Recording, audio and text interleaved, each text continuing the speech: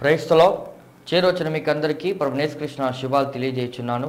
ఈ దినము కొరకు ఏర్పాటు చేయబడిన లేఖన భాగము అపోస్తల కార్యములు 20వ అధ్యాయము 1వ వచనం.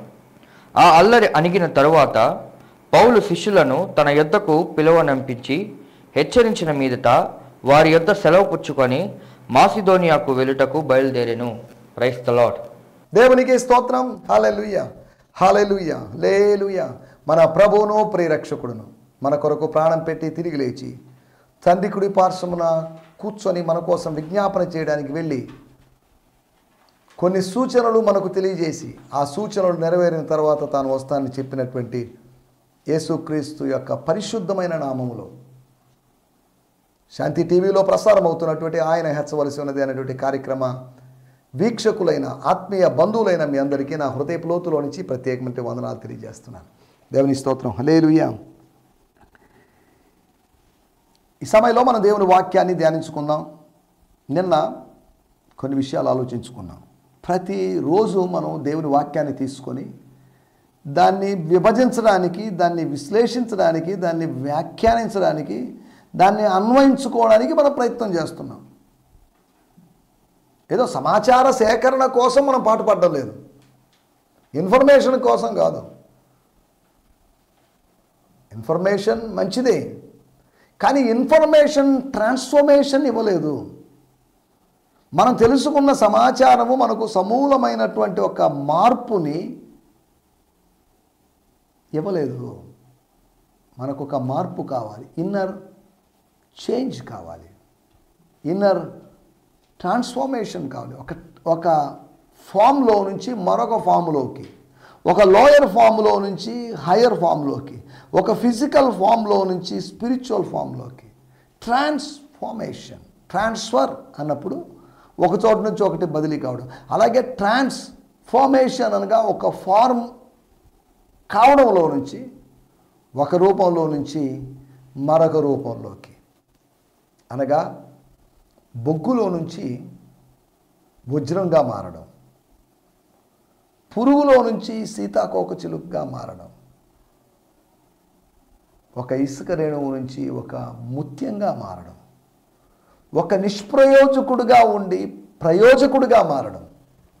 ఈ ట్రాన్స్ఫర్మేషన్ గురించి మనం ఎక్కువ మాట్లాడుకోవాల్సిన అవసరం లేదు, మనం ఆ సందర్భంలో లేము.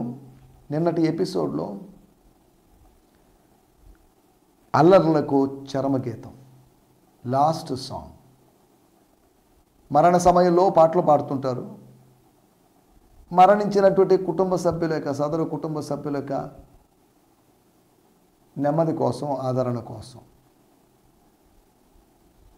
ఇక్కడ మన జీవితంలో చెలరేగేటువంటి అల్లర్ల తుఫాను, అల్లర్ల అలలు పైకి ఎగస్తూ మన మీద పడుతున్నప్పుడు, మన ఆత్మీయ జీవిత నావను ముంచివేయాలని, నడి సముద్రంలోనే ముంచివేయాలని ప్రయత్నం చేస్తున్నప్పుడు, ఈ అల్లర్లను అధిగమించి ముందుకు సాగడానికి ప్రభు మనకు సాయం చేయాలి. దేవుని స్తోత్రం.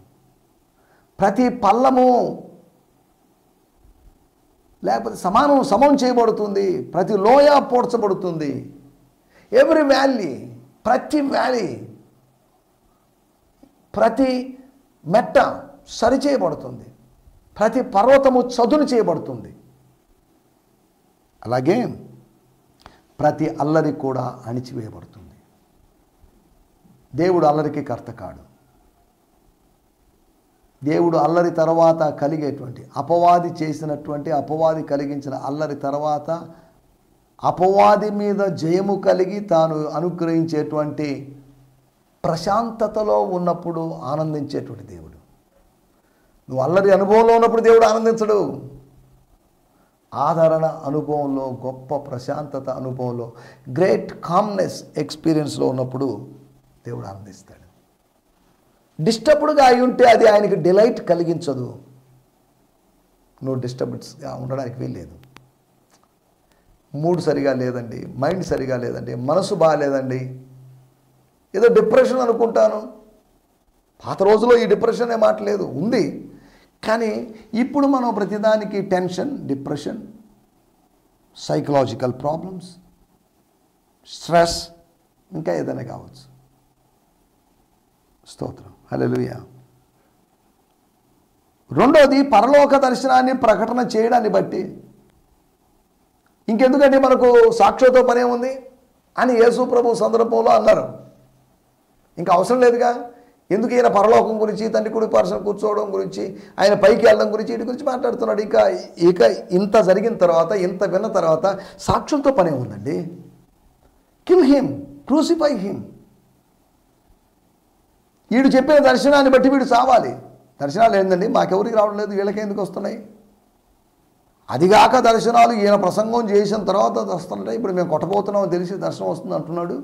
అలాగైనా కొట్టరేమోనని ఇతను మత ధర్మశాస్త్ర ప్రకారం దేవదూషణ చేసినట్టుగా అనిపిస్తుంది. మేము అతని మీద వ్యక్తిగతమైన ద్వేషం లేదు, అతని చంపాలని కాదు, దేవదూషణ చేశాడు కనుక రాళ్లతో కొట్టి చంపాలి. రాళ్లతో కొట్టి చంపాలి అంటే మేము మా ఇష్టానుసారంగా చంపడానికి లేదు, ధర్మశాస్త్రం యొక్క అనుమతితో, ధర్మశాస్త్రం యొక్క వాక్యపు ఆధారంతో. కాబట్టి ఇతను ఏదో దోషం చేసి ఉంటాడు, ఏదో ఇంత స్టోరీ చెప్పాడు, అంత కరెక్ట్గా చెప్తారా ఏంటి? కాబట్టి let him be kill by stoning. చావనేంటి. ఇటువంటి వాళ్ళు కాకపోతే ఇంకోళ్ళు చాలామంది వస్తారు. ఇటువంటి చీడ పురుగులు, ఇటువంటి కలుపు మొక్కలు ఏరి పారేయాలి అని ఆయన గురించి నెగిటివ్గా మాట్లాడిన వాళ్ళు ఉండొచ్చు. కానీ మీరు రాళ్లతో కొడుతున్న ఈ దర్శనం వాస్తవం. మీరు నా గురించి నెగిటివ్ అనుకున్న దిస్ విజన్ ఈస్ రియాలిటీ. కట్టుకథ కాదు, నేను చూస్తున్న దాన్నే చెప్తున్నా. నేను తాను చూస్తున్న దాన్ని, చూసిన దాన్ని మర్చిపోయే వాళ్ళు ఉంటారు, కలలు కానీ మర్చిపోయే వాళ్ళు ఉన్నారు. కానీ స్వప్నాన్ని చూస్తూ దానికి సమాంతరంగా అదే సమయంలో ఇదిగోండి, ఇది నేను పలానా దర్శనం చూస్తున్నాను, నా కళ్ళ ముందు అది కనిపిస్తుంది. నేను మీతో మాట్లాడుతున్నప్పటికీ కూడా, ఒకవేళ కళ్ళు తెరుచుకొని ఉన్నప్పటికీ కూడా దర్శనం నాకు కనిపిస్తుంది. నేను చూస్తున్నాను, I'm seeing something in the spirit. ఆత్మలో, ఆత్మనేత్రాలతో ఆయన చూశాడని అర్థం చేసుకోవాలి. లిటరల్గా ఏదో హబుల్ టెలిస్కోపుతో పరలోక రాజ్యాన్ని చూశారు అన్నట్టుగా. ఎంత పిచ్చితనం, హబుల్ టెలిస్కోపుతో పరలోక రాజ్యం చూడటం ఏంటి? వాళ్ళు చెప్పగానే కొంతమంది బైబిల్ పండితులు అదే పెద్ద మర్మం అయినట్టు, అదే పెద్ద ఇంపార్టెంట్ విషయం అయినట్టు. కారణం ఏంటంటే యోహాను సువార్త 3వ అధ్యాయం 3వ వచనంలో రాయబడింది, మీరు నీటి మూలముగాను ఆత్మ మూలంగాను జన్మించని ఎడల, జన్మించకపోతే, ఆత్మ మూలంగా నీటి మూలంగా కొత్త జన్మ అనుభవం నీకు కలగకపోతే పరలోక రాజ్యాన్ని చూడవు అని యేసు ప్రభు స్వయంగా స్పష్టంగా చెప్పాడు. చూడవు. You will not see the kingdom of God until you are born again by the Spirit and water. అది చెప్తుంటే మనోళ్ళు అంటున్నారు, స్తోత్రం, పరలోకాన్ని చూసామంటున్నారు. పరలోకం అనేది ఒక అదృశ్యమైన లోకం. పరలోకం లేదని నేను అంటలేదు, పరలోకం ఉంది. నరకం లేదనలేదు, నరకం ఉంది. పరలోకము నరకము రెండు వాస్తవాలు. పరలోకం వాస్తవం, నరకం వాస్తవం, లేదా పాతాళం వాస్తవం. భూమి అనేది వాస్తవం, లేదంటే భూమి లేదండి అది ఒట్టిదే ఊటిని అంటున్నారు. భూమి అనేది వాస్తవం కాబట్టి గ్రహాలు వాస్తవం, నక్షత్రాలు వాస్తవం, ఈ ఖగోళం లేకపోతే ఈ యూనివర్స్, ఈ స్పేస్ ఇదంతా వాస్తవం. ఈ అంతరిక్షం వాస్తవం. మొదటి ఆకాశం వాస్తవం, రెండో ఆకాశం వాస్తవం, మూడో ఆకాశం వాస్తవం. ఎందుకు ఇవన్నీ చెప్తున్నానంటే, స్తోత్రం, పరలోకపు దర్శనం తాను చూశాడు. దేవుని స్తోత్రం. దర్శనం చూడడం తప్పేం కాదు, దర్శనాన్ని దైవభక్తి లేని వాళ్ళ ముందు చెప్పడం అనేది తప్పంట. నేను యోసేపు కలలు కనడం తప్పేం కాదు, కానీ దాని వ్యాఖ్యానం కోసం ఆత్మీయులు అనబడిన అన్నలు ఎటువంటి వారు విమర్శించకుండా వాళ్ళ ముందు చెప్పడం అది. యోసేపు అన్నలు పందులు లాంటి వాళ్ళు, ఇక్కడ స్టెఫను యొక్క శ్రోతలు పందులు లాంటి వాళ్ళు. అదేంటండి అంటే వాళ్ళ ముందు ముత్యాలు వేయకూడదు. యోసేపు చేసిన తప్పే ఇంచుమించు స్టెఫను చేశాడు. అలాగని స్టెఫను చేసిన ఏదో పెద్ద పాపం చేశాడని ధోరణితోనే మాట్లాడలేదు. అతను పరలోక రాజ్య దర్శనం కలిగింది. దర్శనం కలగాలంటే హబుల్ టెలిస్కోప్ యొక్క అవసరం లేదు. ఎవరు చూశారు హబుల్ టెలిస్కోప్? టెలిస్కోప్ అన్నారు, ఎవరు చూశారు? బైనాక్యులర్స్ చూసాం. హబుల్ టెలిస్కోప్తో ఎవరో చూశారంటే పరలోకం ఉందని చెప్పారట.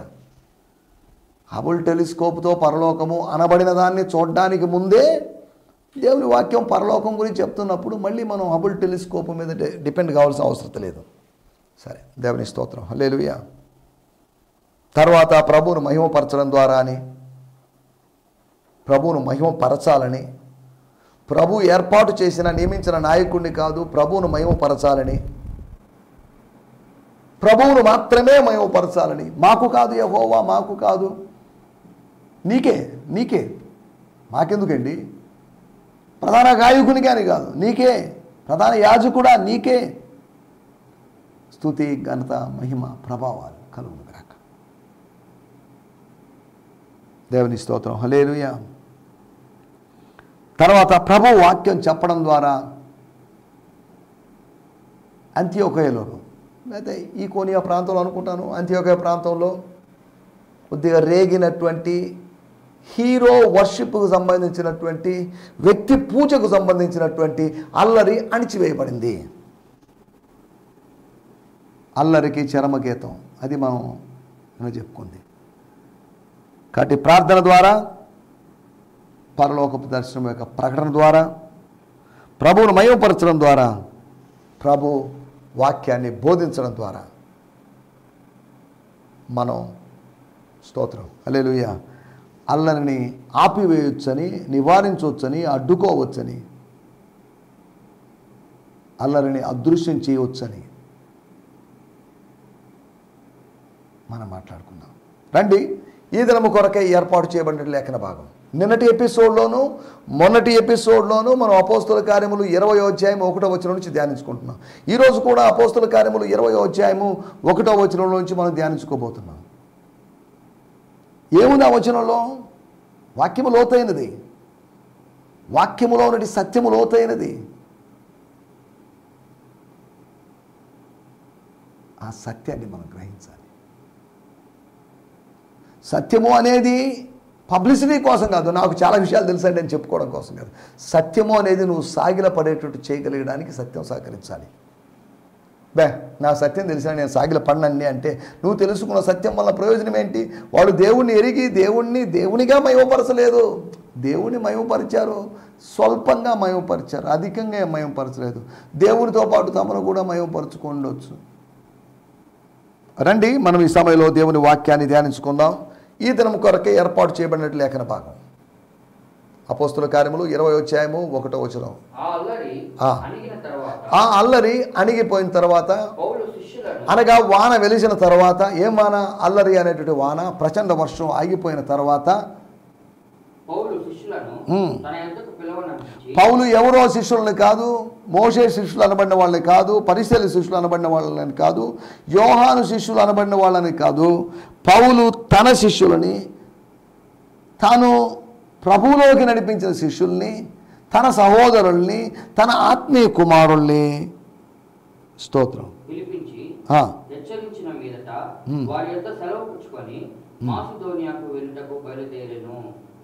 దేవుని స్తోత్రం బయలుదేరాడు. బాయ్ అండి, గుడ్ బాయ్ అండి.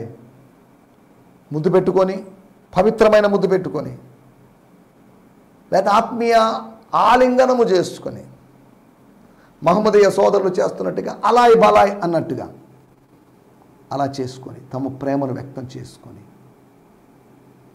we will see you guys later. మరలా కలుసుకుందాం, ప్రభు చిత్తమైతే కలుసుకుందాం.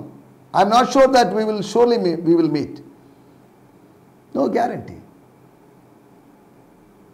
ఒకవేళ ఇలాగే టీవీ కార్యక్రమాలు చేస్తున్నప్పుడు, ఒకరోజు టీవీ కార్యక్రమాలు నేను ప్రభు పిలుపునందుకుని వెళ్ళిన తర్వాత కూడా వస్తాయి. నేను ఇచ్చే లాస్ట్ మెసేజ్ ఏదైనా ఉండొచ్చు. ఆ లాస్ట్ మెసేజ్ ఏంటో నాకు తెలియదు. ఈ మెసేజ్ లాస్ట్ మెసేజో కాదో నాకు తెలియదు. I don't know which is my last message. ఒక చిత్రకారుని యొక్క చివరి చిత్రం ఏంటో అతనికి తెలియదు. ప్రతి చిత్రాన్ని మునుపటి చిత్రం కన్నా బెటర్గా చేయాలనుకుంటాడు. ప్రతి ప్రసంగాన్ని మునుపటి ప్రసంగం కన్నా బెటర్గా చేయాలనుకుంటున్నాడు ప్రతి ప్రసంగికుడు. ప్రతి పాటను మునుపటి పాట కన్నా బెటర్గా పాడాలనుకుంటాడు ఒక గాయకుడు. లేదండి, నేను ఇలాగే పాడతాను, నేను ఇలాగే మాట్లాడతాను, నేను ఇలాగే ప్రసంగిస్తాను, కానీ బెటర్గా చేయాలని ప్రయత్నం చేస్తుంటాను. దేవుని స్తోత్రం. ఇక్కడ రాయబడిన మాటలు ప్రభువు శిష్యులు అనబడిన వాళ్ళు, లేకపోతే వీళ్ళు పౌలు శిష్యులు అనబడినప్పటికీ కూడా పౌలు భౌతికమైన గురువు అంతవరకే. ఆత్మీయమైన గురువు, ఆత్మీయ తండ్రి దేవుడే. యూదా మతంలో దేవుణ్ణి గురువుగా చూడటం అనేది లేదు, తండ్రిగా చూడటం, యజమానుడిగా చూడటం అనేది ఉంది. తన శిష్యుల్ని కాకుండా దేవుని శిష్యులు, డిసైపుల్స్ ఆఫ్ గాడ్. దేవుని స్తోత్రం. నాదేముందండి, నేను జస్ట్ ఏ మీడియేటర్. నేను క్రీస్తు యేసును పోలి నడుచుకుంటున్న ప్రకారం మీరు నన్ను పోలి నడుచుకుంటే అంతవరకే, నన్ను పోలి నడుచుకుంటున్నారు అంతవరకే. నాలాగా మీరు మారలేరు, నాలాగా మారకూడదు. మనందరి మారి మీరు నేను అందరం కలిసి ప్రభువులాగా మారాలనుకుంటున్నాం, ఇంతవరకే. దేవుని స్తోత్రం. హల్లెలూయా. ఈ వాక్య బాగా వివరంలోకి వెళ్దాం. నేను 4 విషయాలు మీకు త్వరగా జ్ఞాపకం చేస్తాను. ఇక్కడ మన టైటిల్ కొద్దిగా తేడాగా ఉంది, మీరు గమనించారా లేదు? మరి ఏంటి టైటిల్? ఏంటి? మరో ఎర్ర సముద్రం. ఏంటిది? బై మిస్టేకా టైటిల్? కాదు. ఎర్ర సముద్రం, దట్స్ ఓకే.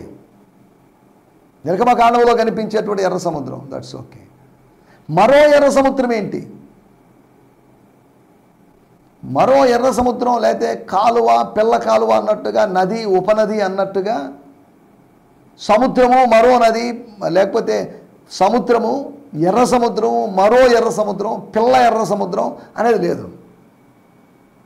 ఒకవేళ ఎర్ర సముద్రం అని చెప్పబడినది లిటరల్గా, అక్షరార్థంగా, భౌతికంగా ఉన్నటువంటి సముద్రమే. కానీ నేను ఇప్పుడు మాట్లాడుతుంది మరో సముద్రం, మరో ఎర్ర సముద్రం. పౌలు యొక్క మిషనరీ ప్రయాణంలో ఎర్ర సముద్రాన్ని దాటినట్టుగానే ఎక్కడ మనం చూడలేము. అలాగని దాటలేదని మనం ఖచ్చితంగా చెప్పలేము. అతను ఒక యూదుడు కనుక ఎర్ర సముద్రం దగ్గర ఏం జరిగిందో తనకు తెలుసు కనుక, తన గమనికల ద్వారా అట్టి విషయాలు తెలుసుకున్నాడు కనుక, ఇప్పుడు సముద్రాన్ని దాటినటువంటి అనుభవం, సమస్యల సముద్రాన్ని దాటినటువంటి అనుభవం. దేవుని స్తోత్రం. మరో ఎర్ర సముద్రం అన్నప్పుడు ఒక మాట నేను మీకు జ్ఞాపకం చేస్తాను, నా మనసులో మెదలాడుతున్న మాట. యెషయా గ్రంథము 57వ అధ్యాయము 20వ వచనం. భక్తిహీనులు, భక్తిహీనులు అంటే భక్తి లేని వాళ్ళు, బుద్ధి లేని వాళ్ళు, దేవుడు లేడు అన్నటువంటి వాళ్ళు, భక్తి తక్కువైన వాళ్ళు, భక్తిని పోగొట్టుకున్న వాళ్ళు, సంతుష్టి సహితమైన భక్తి లేని వాళ్ళు, భక్తిని లాభసాధకము అనుకున్నట్టు వాళ్ళు, భక్తి లేని వారు, లేదా భక్తిహీనులు, గాడ్లీ పీపుల్ కాదు, అన్గాడ్లీ, దేవత్వం లేని వాళ్ళు, దేవత్వాన్ని కోల్పోయిన వాళ్ళు, భక్తిహీనులు కదులుచున్న సముద్రము వంటి వారు. దేవుని స్తోత్రం. భక్తులంట, భక్తిహీనులంట కదులుచున్నటువంటి సముద్రం వంటి వారు. స్తోత్రం. అలాగైతే భక్తులు ఎవరు? భక్తిహీనుల గురించిన పోలిక చెప్పబడింది. భక్తులు ఎవరు? దానికి రివర్సే. భక్తిహీనుడికి ఆపోజిట్ భక్తులు అయినప్పుడు, కదులుచున్న సముద్రానికి ఆపోజిట్ కదలని సముద్రం, లేదా స్తంభించిన సముద్రం, గడ్డగట్టిన సముద్రం, ఇలా అనుకోవచ్చు. మరో సముద్రం అంటారు.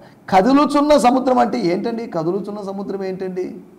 అవును, ఒక విధంగా చెప్పాలంటే అది ట్రాన్స్లేషన్ తప్పు. టాస్డ్ సీ, డిస్టర్బ్డ్ సీ అనగా కొన్నిసార్లు సముద్రం ప్రశాంతంగా ఉంటుంది. సముద్రం ప్రశాంతంగా ఉందని తుఫాన్ రాబోతుంది అనేటువంటి ఒక హెచ్చరిక. ఇలాగా సముద్రం దగ్గర, సముద్రపు అనుభవాలు, సముద్రం దగ్గరికి వెళ్ళేటువంటి ఇష్టపడుతుంటారు ప్రజలు. ఎర్ర సముద్రం దాటి వచ్చారు ప్రజలు. భక్తిహీనులు అనబడిన వాళ్ళు కదులుతున్న సముద్రం లాంటి వాళ్ళు. వాటి యొక్క అలలు ఎగిసి పడుతుంటాయి, పైకి లేస్తుంటాయి, కింద పడుతుంటాయి. అలలు తీరానికి వెళ్తుంటాయి, మళ్ళీ తిరిగి వస్తుంటాయి. అలలు వెళ్ళి మళ్ళీ కొత్త అలలు వస్తూ ఎన్నో అలలు సముద్రం దగ్గరికి వస్తాయి. భక్తిహీనులు కదులుచున్న సముద్రం అంటే they were disturbed people, they were disturbed community. Disciples అలా కాదు, వాళ్ళు ప్రవహిస్తూ ఉంటారు, పరవళ్ళు తొక్కుతూ ప్రవహిస్తుంటారు.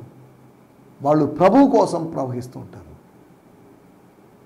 వాళ్ళు సముద్రమైనటువంటి దేవుళ్ళు కలిసిపోతారు. లయమైపోతారు, అదృశ్యమైపోతారు. దేవుని స్తోత్రం, హల్లెలూయా. కానీ దీన్ని ఆధారంగా చేసుకొని 4 విషయాలు మీకు త్వరగా జ్ఞాపకం చేస్తాను. ఇప్పుడు ఎర్ర సముద్రాన్ని గురించినటువంటి వర్ణనలు, ఎర్ర సముద్రాన్ని గురించిన స్టోరీ కదా మనం చెప్పుకునేది. మరొక ఎర్ర సముద్రం అని అంటున్నప్పుడు ఒకటి నంబర్ 1 అపోస్తల కార్యములు 20వ అధ్యాయం 1వ వచనం మన మూలవాక్యం కనుక దాన్ని చూడాల్సిన అవసరం లేదు. అక్కడ పౌలును మనం చూస్తున్నాం. అతడు మాసిదోనియాకు వెళ్ళుటకు బయలుదేరను. అతని ముందు ద్వారం తెరవబడింది. మరో మాసిదోనియా పిలుపు వచ్చిందని కాదు, అతని కోసం God open the door to Paul to go and enter into Macedonia. మాసిదోనియాకి మరొక పర్యాయము వెళ్ళడానికి, మరో మాసిదోనియాకి మరొకసారి వెళ్ళడానికి అని కాదు, ముందున్నటువంటి మాసిదోనియానికి మరొకసారి వెళ్ళడానికి, ఆ ప్రాంతానికి వెళ్ళడానికి ప్రభు సాయం చేశాడు. దేవుని స్తోత్రం, హల్లెలూయా.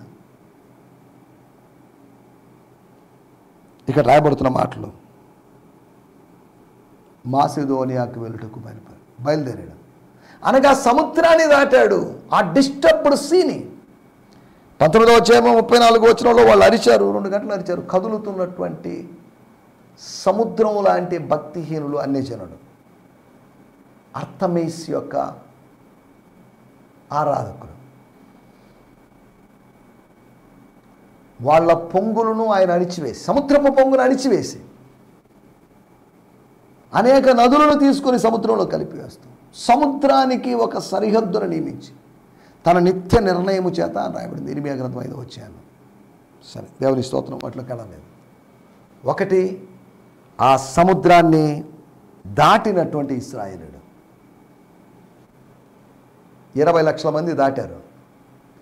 ఇక్కడ ఒక వ్యక్తి దాటాడు, అతనితో పాటు కొంతమంది శిష్యులు దాటారు. వాళ్ళ యొక్క 7 మంది శిష్యుల యొక్క ప్రస్తావన మనం ముందు వచనాల్లో చూడగలం.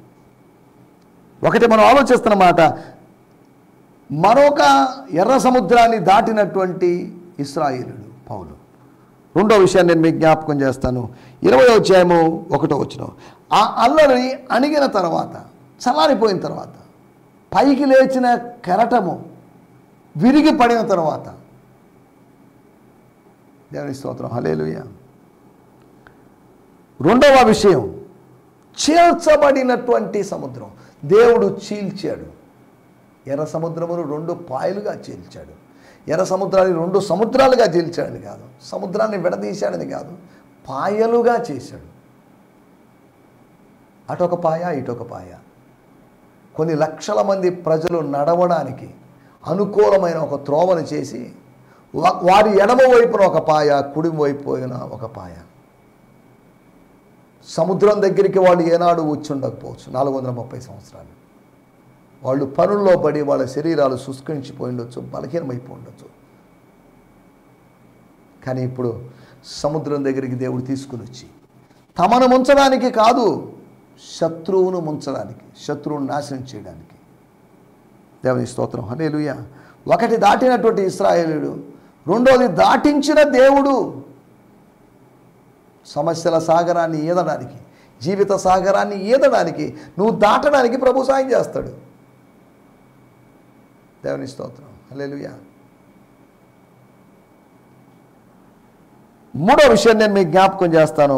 అపోస్తల కార్యములు 20వ అధ్యాయము 7వ వచనం. ఆదివారమున మేము రొట్టె విరుచుటకు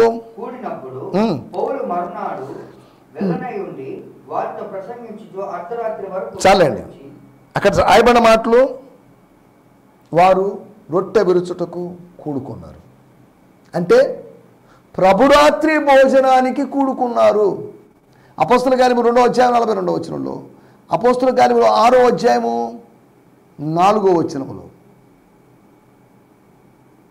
ఎడతెక్క ఉన్నటువంటి 4 విషయాలు 2వ అధ్యాయంలో చూస్తాం. ఎడతెక్క ఉన్నటువంటి 2 విషయాల గురించి 6వ అధ్యాయంలో చూస్తున్నాం. ఇంచుమించు 13 అధ్యాయాల తర్వాత 3వ మిషనరీ ప్రయాణంలో ఓ బ్యాప్టిజం అనుభవం, లేకపోతే అక్కడేదో జరిగింది. దేవుని స్తోత్రం. వాళ్ళు సెలబ్రేషన్ కోసం వచ్చారు. మాస్టర్ సప్పర్ అనే ఒక తర్జుమాలో రాయబడింది. బల్లారాధన కాదు, బల్లను ఆరాధన చేయడం లేదు మనం. ఆ బల్ల మీద ఉంచబడిన రొట్టె దేనికి సాదృశ్యంగా ఉందో, ఆ బల్ల మీద ఉంచబడిన రసము దేనికి సాదృశ్యంగా ఉందో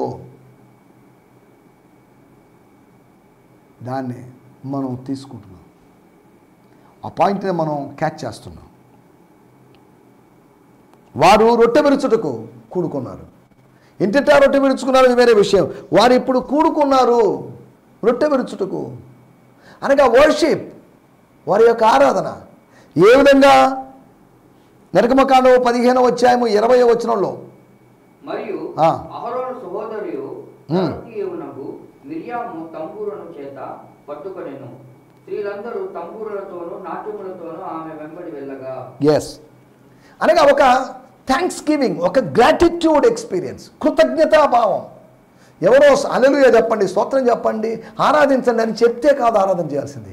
ఒక కృతజ్ఞతా భావము ప్రతి విశ్వాసులో నుంచి పొంగుకొచ్చినప్పుడు, తన్నుకొచ్చినప్పుడు ఆరాధన యాంత్రికం కాకుండా ఆత్మ సంబంధంగా నూతనమైనదిగా కనిపిస్తుంది. దేవుని స్తోత్రం, హల్లెలూయా. ఒక మెకానికల్, ఒక ట్రెడిషనల్ వర్షిప్ చేస్తున్నాం మనం. పౌలు యొక్క 3వ మిషనరీ ప్రయాణం, 2 మిషనరీ ప్రయాణాల్లో ఎక్కడ రొట్టె విరిచినట్లేదు. అంటే రొట్టె విరవలేదని కాదు అని అర్థం. దేవుని స్తోత్రం, హల్లెలూయా. మనం ఆలోచిస్తున్నట్టు విషయం, పర్వతం మీద నుంచి దిగి వచ్చిన తర్వాత కింద బలి అర్పించాడు నోవహు. మునుపు తన ఓడ ఎక్కడుందో అదే స్థలం ఉంది, ఖచ్చితంగా అదే స్థలం ఉందని కాదు. తర్వాత మనం ఆలోచిస్తున్నాం, ఆరాధన జరిగింది అక్కడ. 4వ విషయం నేను చెప్పి ముగించేస్తాను.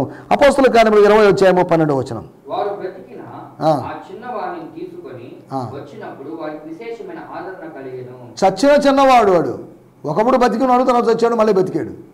ఏమైంది ఇక్కడ? యూతికస్, ఐతుకు అనేవాడు పైనుంచి కింద పడ్డాడు, చనిపోయాడు. చేదైన అనుభవం, మరణం కలిగింది. ఈ మనిషి ఇప్పుడు దాకా ప్రసంగం చేయడం వల్ల కదా ఇలా జరిగింది. షార్ట్గా ముగించవచ్చు కదా, క్లుప్తంగా ముగించవచ్చు. అర్ధరాత్రి దాకా సాగదీసి ప్రసంగం చేసి కుర్రాడిని మంచి భవిష్యత్తు కలిగిన కుర్రాడిని చంపేశాడు అన్నట్టు నింద. చేదైన అనుభవం కలిగింది, మారా అనుభవం కలిగింది. మారా అనుభవాన్ని అక్కడ దేవుడు మధురంగా మార్చాడు. పునరుత్థానము నీ జీవితంలో ఉన్నటువంటి మారాలను మధురంగా మారుస్తుంది. దేవుని స్తోత్రం, హల్లెలూయా. నా మాటలు నేను ఇక్కడ ముగించేస్తున్నాను. మారా అనుభవము మధురమైన అనుభవంగా మారింది. అనగా మరో ఎర్ర సముద్రం దగ్గర జరిగిన సంఘటనల గురించి మనం ఆలోచిస్తున్నాం. దేవుడు ఒక వ్యక్తిని దాటించాడు, దేవుడు ఆ సముద్రాన్ని చీల్చివేశాడు. అంతేకాకుండా వాళ్ళు ఆరాధించారు కృతజ్ఞతాభావంతో. 4వదిగా ఒక మారా అనుభవం మధురంగా మారింది. ఇటు అనుభవాలు, ఈ ఆత్మీయ అనుభవాలు మన జీవితంలో కలగాలని కోరుకుంటూ నా మాటలు ముగిస్తున్నాను. హల్లెలూయా. అందరికీ వందనాలు. ఈ సందేశము మీకు ఆశీర్వాదకరంగా ఉందని నమ్ముచున్నాము. ప్రార్థనా అవసరతల కొరకు మమ్మల్ని సంప్రదించవలసిన మా చిరునామా గిద్యోన్ మిషన్ చర్చ్, 6వ వీధి, శాంతినగర్, నెల్లూరు 4, ఆంధ్రప్రదేశ్. పిన్ 524004. మా ఫోన్ నంబర్లు 7036443613 మరి ఒక నంబర్ 9392293010. మా ఈమెయిల్ ఐడి gfihmi2015@gmail.com. దేవుడు మిమ్మును ఆశీర్వదించునుగాక. ఆమేన్.